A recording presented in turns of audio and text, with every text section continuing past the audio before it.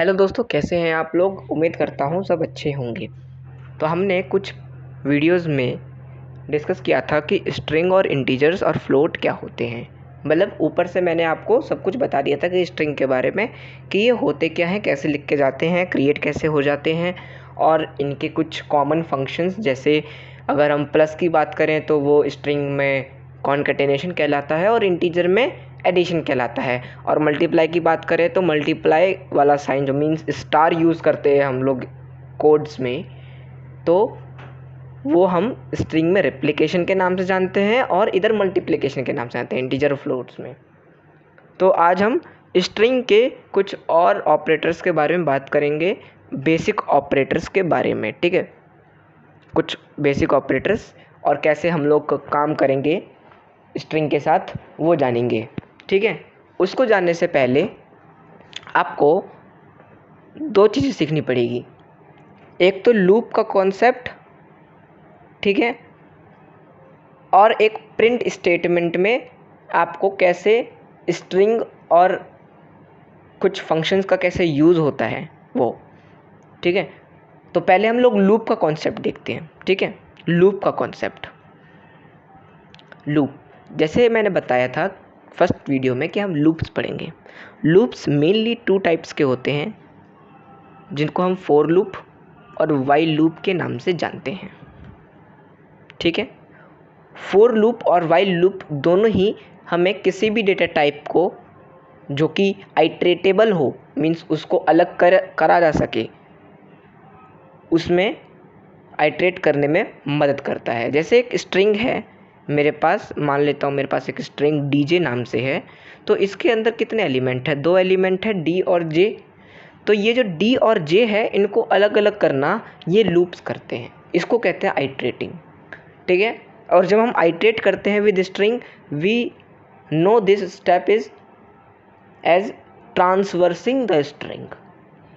ठीक है, traversing. Okay, तो फॉर लूप का कॉन्सेप्ट कुछ इस तरह से है कि फॉर लूप और वाइल लूप दोनों किसी कंडीशन पे वर्क करते हैं। ठीक है, वाइल लूप एक कंडीशन पे वर्क करता है and for loop for a limit तक वर्क करता है। वो कैसे वर्क करता है जरा हम देख लेते हैं। और आइट्रेट करने के लिए हमें फॉर लूप लगाना पड़ता है। ठीक है, आइट्रेट करेंगे तो वो हमें फॉर लूप लगाना पड़ेगा, वाइल लूप से हम लोग आइट्रेट नहीं कर सकते। ठीक है, फॉर मीन्स फॉर लूप लगा देते हैं, और इसका सिंटेक्स कुछ इस तरह से होता है, लिख लीजिए आप। अगर नोट्स बनाते हैं तो बड़ी अच्छी बात है, तो लिख सकते हैं।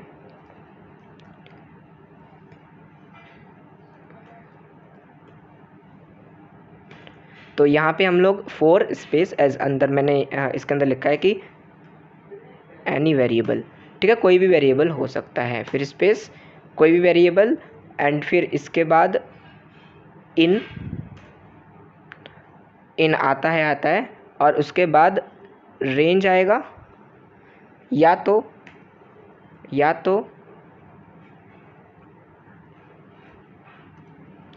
हमारा जिसको आइट्रेट करना है वो डेटा टाइप हमने पहले डिफाइन कर रखा है वेरिएबल की फॉर्म में, वो आएगा। तो जैसे मैंने कुछ डिफाइन नहीं किया तो डिफाइंड वेरिएबल।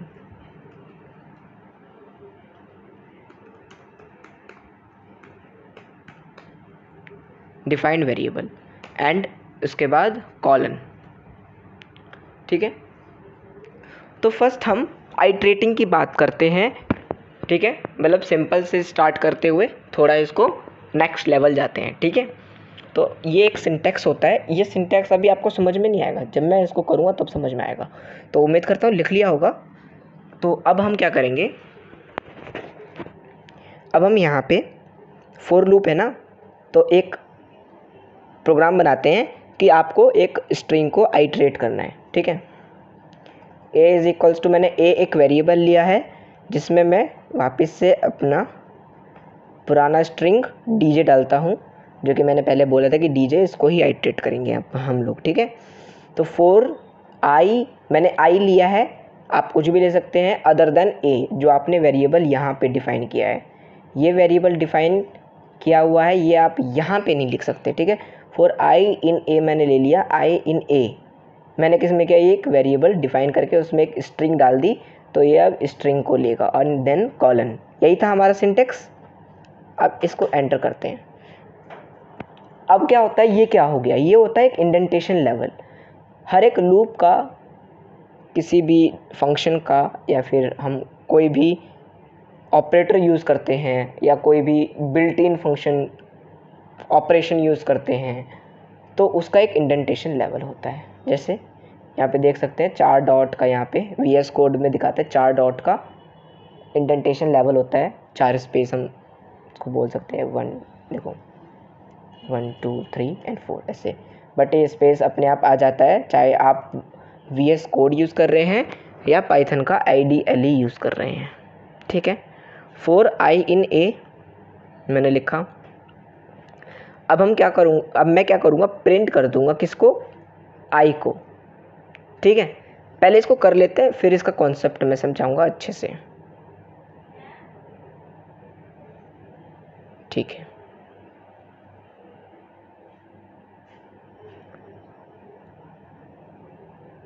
तो ये टर्मिनल आ गया हमारा। तो मैं तब तक आपको कॉन्सेप्ट समझा देता हूँ कि ये देखो, ये DJ है ना लिखा हुआ, तो DJ का एक एक एलिमेंट अलग होगा। ठीक है, ये देखो यहाँ पे, ये देखो D अलग और J अलग हो गया ना, D अलग और J अलग हो गया। अब ये कैसे हुआ मैं बताता हूँ। देखो, जब आप फॉर लूप लगाते हो ना, तो उसका अगर आपने A में लगाया, जैसे मैंने इसमें A में लगाया, तो ये एक एक एलिमेंट को चेक करता है। ठीक है, फर्स्ट वो शुरुआत करेगा लेफ्ट हैंड साइड से राइट हैंड साइड तक। ठीक है, अगर आप नॉर्मल फॉर लूप लगाते हो तो लेफ्ट हैंड साइड से राइट हैंड साइड तक आपका ये चलता है, चेक करता हुआ कि कोई सा एलिमेंट आ रहा है कि नहीं आ रहा है। फॉर लूप चलता है, पहले अगर यहाँ से बढ़ेगा, यहाँ से चेक करता हुआ जाएगा, तो ये जो है ना, कोट्स को मत गिनना, इसको चेक नहीं करेगा, ये तो स्ट्रिंग है, स्ट्रिंग के लिए ये आएगा। फिर यहाँ पे इसने डी को देखा, फिर डी को इसने क्या किया, डी को जो हमने यहाँ पे वेरिएबल लिखा है आई, उसमें सेव कर दिया। एंड देन वो फिर नेक्स्ट लाइन में जाएगा, जो कि मेरी यहाँ पे लाइन नंबर 3 है, उसमें जाएगा और उसका स्टेटमेंट देखेगा। ठीक है, उसका स्टेटमेंट देखेगा और उसके हिसाब से आई का काम करेगा। अब यहाँ पे मैंने आई डाला, तो फर्स्ट क्या हुआ, पहले इसने डी देखा, फिर यहाँ पे मैंने प्रिंट आई लिखा है, तो जब इसने डी देखा तो यहाँ पे इसने आई के अंदर डी लिख दिया, आई के अंदर डी सेव हो गया, तो प्रिंट आई कर दिया तो डी आ गया, यहाँ पे देखो नीचे डी आ गया। ठीक है, अब इसके बाद कोई स्टेटमेंट नहीं है, ये लूप जाएगा वापस से ऊपर। ठीक है, ये लूप जाएगा वापस से ऊपर, ये फिर देखेगा, ये आगे बढ़ेगा, अब इसके आगे बढ़ेगा, डी इसने देख लिया, चेक कर लिया डी है, देन आगे ये बढ़ेगा तो इसको जे मिलेगा, तो ये जे को अब आई में वापस सेव करेगा। अब ये आई में क्या सेव करेगा, जे सेव करेगा। फिर नेक्स्ट लाइन में आएगा कि अब आई की वैल्यू जे है, अब बताओ क्या करना है आई के साथ, तो प्रिंट करना है हमें आई को, तो इसने जे को प्रिंट कर दिया। ठीक है, एंड फिर आगे बढ़ेगा। अब क्योंकि मैंने इसको ए में करवाया है, तो अब आगे चेक करेगा, आगे स्ट्रिंग ख़त्म हो जाएगी, लूप भी ख़त्म हो जाएगा। तो ये लूप का काम होता है। लूप मीन्स होता है ना कि अगर आप किसी स्ट्रिंग को ले लेते हो, स्ट्रिंग मीन्स एक धागे को ले लेते हो, ये वाला पाइथन वाला नहीं, अगर एक धागे को ले लेते हो और उसके दोनों एंड्स को अगर आप जॉइन मतलब टाई कर देते हो एक साथ एक दूसरे से, तो वो एक सर्कल लूप बना लेता है। उसी लूप वैसा ही लूप हम यहाँ पे करेंगे। ठीक है, रिंग है ऐसे ऐसे। ठीक है, एक रिंग टाइप बनती है। जब तक हमारा लूप चलेगा तब तक नीचे जो भी काम है चलते रहेंगे। ठीक है, तो ये सिंपल मैंने आइट्रेशन बताई। अब देखो, ये अलग अलग लाइन में आया था, हमें इसमें सेम लाइन में लाना है। तो मैंने पहले आई कर दिया कि आई, फिर मैं जो चाहूँ वो लिख सकता हूँ। आप प्रिंट स्टेटमेंट में ज़रूरी नहीं है कि आप एक ही चीज़ लिखें, प्रिंट स्टेटमेंट में आप बहुत सारी चीज़ें लिख के इसको एक साथ प्रिंट करा सकते हैं। अब मैंने क्या लिखा है, एक नई स्ट्रिंग है ना, एक नई स्ट्रिंग ये वाली, तो मैंने एक स्ट्रिंग ये ले ली, आई तो पहले से एक स्ट्रिंग थी, ये ले ली। फिर मैंने वापस से कोमा लगाया, कोमा लगाना आपको ज़रूरी है क्योंकि ये सेपरेटर होता है। ठीक है, उसके बाद मैंने एंड लगा देता हूँ। ये एंड होता क्या है, देखो ये एंड होता क्या है, ये एंड प्रिंट स्टेटमेंट को जो प्रिंट स्टेटमेंट को नेक्स्ट लाइन में जाने से रोकता है।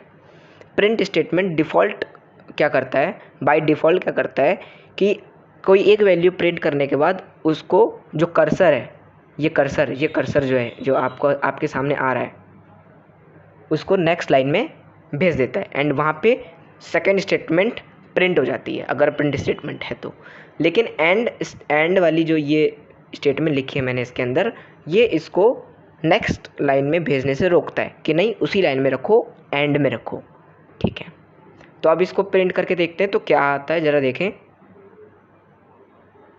तो यहाँ पे डी और जे, ठीक है, ये आया।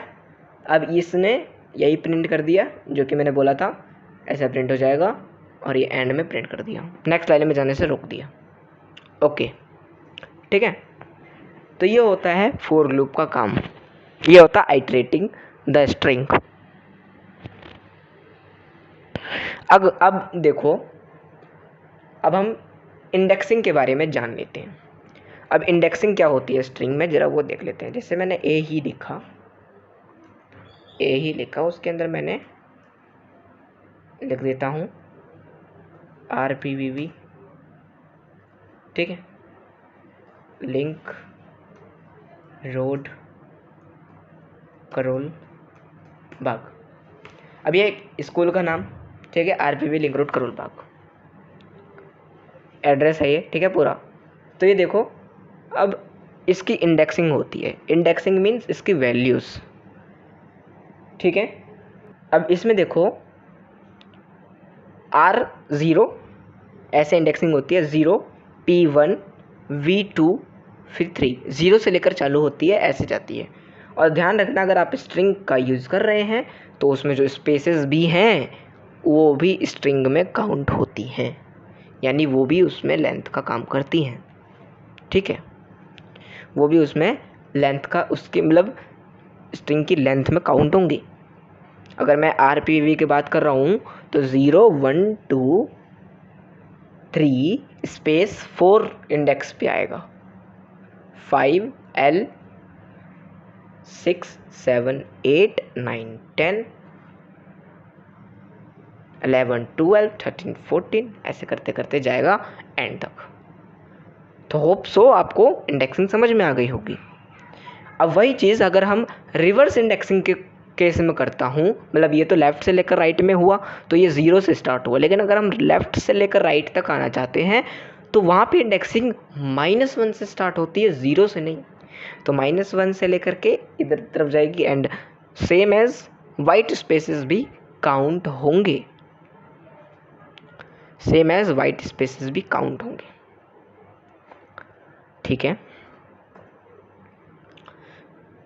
तो इसमें देख लेता हूँ मैं। अब मेरे को क्या करना है, अब मुझे RPVV link road Karol Bagh को अलग अलग लाइन में प्रिंट करना है,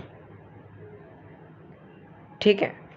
तो प्रिंट करते हैं, तो वही हम फॉर लूप लगाएंगे अलग अलग लाइन में प्रिंट करने के लिए। मैंने आपको D और J प्रिंट करके दिखाया नीचे, तो ये अलग अलग लाइन में प्रिंट हुए। तो सेम इसी का यूज़ करते हैं, for I in A and then colon कभी मत भूलना, नहीं तो एरर आ जाएगा, इंडेंटेशन लेवल आ गया। अब हम करेंगे प्रिंट I, A मत प्रिंट कर देना क्योंकि A तो RPV link road Karol Bagh है ना, तो डायरेक्ट प्रिंट हो जाएगा फिर। तो यहाँ पे आपको दिख जाएगा हमारा आउटपुट। तो ये देखो कितना अच्छा लग रहा है, RPV link road Karol Bagh अलग अलग है लाइन में, ठीक है, बहुत बढ़िया। तो मीन्स इस, अब देखो, अब हम रेंज फंक्शन का यूज़ कर सकते हैं। अब रेंज फंक्शन में आपको बता देता हूँ क्या होता है। रेंज आप मैथ में भी पढ़ते हैं क्या होता है, रेंज समथिंग से लेकर समथिंग एंड लास्ट वाला नॉट इंक्लूडेड, ठीक है। तो रेंज फंक्शन जो भी करता है वो 0 से स्टार्ट होगा और कहीं और 0 से स्टार्ट होगा और हमें जहाँ तक चाहिए लिमिट वहाँ तक जाएगा, ठीक है।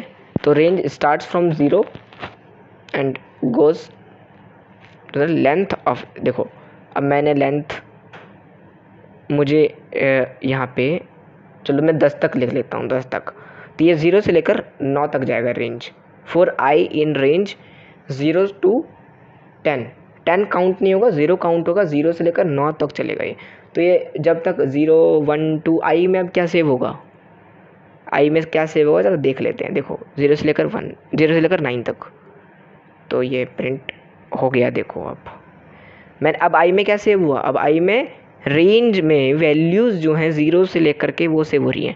पहले वो रेंज देखेगा, वो फर्स्ट देखेगा 0 है तो 0 आई में सेव कर देगा, फिर प्रिंट स्टेटमेंट को एग्जीक्यूट कर देगा तो 0, फिर वो वापस से ऊपर जाएगा, फिर बोलेगा कि अगर आगे वैल्यू क्या है तो वो 1 होगी, तो वो फिर प्रिंट कर देगा आई को 1, फिर 2 3 4 5 6 7 8 9, देन ये 10 है। यहाँ पे हमने लास्ट में जो एंड वैल्यू दी है वो 10 दी है, तो ये 10 - 1 तक चलेगा। ठीक है, तो यहाँ पे आप जितनी भी वैल्यू दोगे उसके एक कम तक चलेगी। ठीक है, ओके, सो ये चला, तो ये रेंज होता है। ठीक है, तो मैंने आपको रेंज के बारे में बता दिया, लूप के बारे में बता दिया, हाउ टू आइटरेट स्ट्रिंग वो भी बता दिया मैंने। अब हम किसी भी स्ट्रिंग को रिवर्स ऑर्डर में कैसे लिखें उसके बारे में जान लेते हैं। ठीक है, तो जैसे ए है, मैंने लिख रखा है, तो इसको क्या करते हैं हम लोग, उसको रिवर्स में लिखने से पहले एक फंक्शन का यूज़ करते हैं, लेंथ फंक्शन। लेंथ फंक्शन क्या करता है, किसी भी स्ट्रिंग की या फिर किसी भी डेटा टाइप का लेंथ बता देता है। ठीक है, तो मैं लेंथ लूँगा, लेंथ के अंदर मैं क्या डालूँगा, ए, क्योंकि किसकी लेंथ चाहिए हमें, ए वेरिएबल की लेंथ चाहिए ना। ए वेरिएबल में क्या सेव है, ये पूरा। अब ये पूरा थोड़ा लिखेंगे हम, वेरिएबल बहुत छोटा काम कर देता है ना, देखो इसलिए हम वेरिएबल का यूज़ करते हैं ना, कहीं भी यूज़ कर सकते हैं, बार बार लिखने की जरूरत ही नहीं, आरबी लिंक नोट करो बाग। तो इसने लेंथ कर दिया ए, तो मैं इसको प्रिंट करता हूँ, तो मुझे इसकी लेंथ मिल जाएगी, एक मिनट, इसकी लेंथ मिल जाएगी। ठीक है, तो इसकी लेंथ क्या है, इसकी लेंथ 25 है। जैसे कि मैंने बताया कि ये लेंथ, अब देखो लेंथ क्या होगी, ये 0 से स्टार्ट नहीं होगी, अब लेंथ 1 से स्टार्ट होगी। 1 से यहाँ तक कितने हैं वर्ड, पहले देखो 4 4 8 4 12 12 और 5 17 17 और 4 21। ठीक है, 21 वर्ड हैं, 21 लेटर्स हैं, एंड बीच में वाइट स्पेसेस कितने हैं, 1 2 3 एंड 4, 4 वाइट स्पेसेस, तो 21 प्लस 4 21 प्लस 4 25, तो 25 लेंथ है, तो ये लेंथ है देखा 25। ठीक है, ओके। अब जैसे मैंने आपको रिवर्स में इंडेक्सिंग बताई थी ना, अब हम उसका यूज़ करेंगे इसको रिवर्स ऑर्डर में लिखने के लिए। ठीक है, 4i इन रेंज, रेंज का हम यूज़ कर रहे हैं। अभी देखो रेंज जो है, अब मैं क्या कर रहा हूँ, रेंज लूँगा मैं -1 से चाहता हूँ। ठीक है, मैंने 0 से लिया था पिछली बार, इस बार मैं -1 से चाहता हूँ। ठीक है,